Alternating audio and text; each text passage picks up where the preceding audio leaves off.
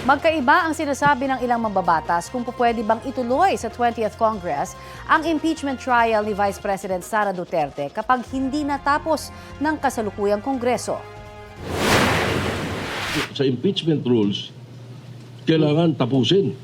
Kailangan ba tapusin? Kailangan tapusin yung impeachment. Yung Senate rules ang nagsasabi, based on the Constitution, na pag-adjourn sinidi kayo, lahat ng business nyo patay. It's a justiciable issue, pwede dalhin sa Supreme Court. Hindi natatapos ang isang impeachment proceeding na nakahain na sa Senado. At ihambing natin ito sa isang kaso sa korte.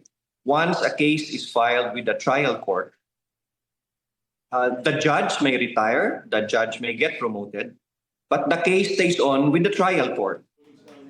Ayon kay Senator-elect at dating impeachment judge Tito Soto, posibleng kailangan ng resolusyon mula sa Supreme Court para malaman kung pupwede pang ituloy ang impeachment trial kapag nag-adjourn ang 19th Congress sa June 13.